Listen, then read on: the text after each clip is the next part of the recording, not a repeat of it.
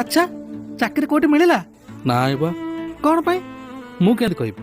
ଚାକିରି ମିଳିଲେ ତ ମୁଣ୍ଡ ଟେନସନ ହେଲାଣି। ଆଗକୁ ଛାଡ଼ ଖାଇ ଆଉଛି, ଘରେ କହିଛନ୍ତି ମଟନ ଆଣିବ। କିଛି ବୁଝିପାରୁନି। ମଟନ ଖାଇଲେ ହବ, ମାଛ ଫାଛ ଖାଇଲେ ହବନି? ନା ଜାନୁ, ମାସେ ହେଲା ଘରେ ଆଇଁଷ ପଶିନି। ମଟନ ନ ଖାଇଲେ ଭଲ ଲାଗିବନି। ମାଛ ଯଦି ନ ଖାଇବ, ମାଛ ବିକିକି ମଟନ ତ ଆଣିପାରିବ। ମାଛ କିଣିବାକୁ ପଇସା ନାହିଁ, ବିକିବି କେମିତି? ମୋ ପାଖରେ ଗୋଟେ ଆଇଡିଆ ଅଛି। ମାଛ ନା ବାଳ ଅଛି? 1.5 ଘଣ୍ଟା ହେଲା ପାଣି ଭିତରେ ବୁଡିକି ଅଛି। କହିଲା ମାଛ ଧରିବ, ମାଛ ବିକିକି ମଟନ କିଣିବ। କି ବାଜେ କଥା! ମୁଁ କଣ ମୋ ପାଇଁ ଆସିଥିଲି? ମୁଁ ତମର ପାଇଁ ଆସିଥିଲି। ଏବେ କଣ କରିବା? 1.5 ଘଣ୍ଟା ହେଲା ପାଣି ଭିତରେ ବୁଡିକି ଦରାଣ୍ଡୁଛି, ପଡୁନାହିଁ। କାହିଁକି?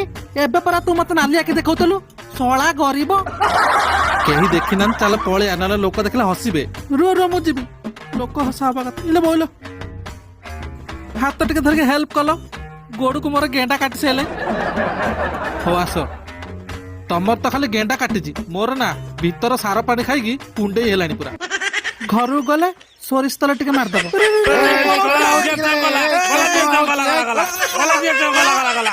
ତୁ ଝାଟିଆ ଟାକିରେ ତତେ ଆଉ କିଛି ମିଳିଲାନି, ଶେଷରେ ନାଳରେ ବୁଡିକି ମାଛ ଧରୁଛୁ। ବାପା ମତେ ଝାଟିଆ କହୁଛ? ଆରେ କାର୍ତ୍ତିକ ମାସରେ ତମେ ଆଇଁଷ ଖାଇନ ବୋଲି ହାଁ ହାଉଛ ଖାଇବା ପାଇଁ, ଆଉ ମୁଁ ତମ ପାଇଁ ମାଛ ଧରିବାକୁ ଗଲି ବୋଲି ମତେ ଝାଟିଆ କହୁଛ? ମାଛ ଖାଇବ ବାଳ ନା, ଯଦି ଖାଇବ ମଟନ ଖାଇବ। 12 ବର୍ଷ ତପସ୍ୟା କରି ଯଦି ଶୁଖୁଆ ଝୋଳରେ ଯିବ ତ କାହିଁ ସେ ବାଳ ଶୁଖୁଆ ଖାଇବ? ଯଦି ମଟନ ଖାଇବାର ଏତେ ଇଚ୍ଛା ଅଛି ତ ନିଜେ କିଣି ଆଣ। ତୁ କୋଉ ବାଳକୁ ଜନ୍ମ ହେଇଛୁ? କଣ ସମସ୍ତଙ୍କର ଟେକି ଧରିବା ପାଇଁ? ଏମିତି କଥା କେମିତି କହୁଛ ବାପା? ତମେ ଜାଣିଛ ମତେ ଚାକିରି ମିଳୁନି, ପଇସା କୋଉଠି ଆଣି ମଟନ ପାଇଁ? ଆଣିବାକୁ ପଡିବ। ତୁ ଧାନ କାଟ କି ବାଳ କାଟ, ତତେ ମଟନ ଆଣିବାକୁ ପଡିବ।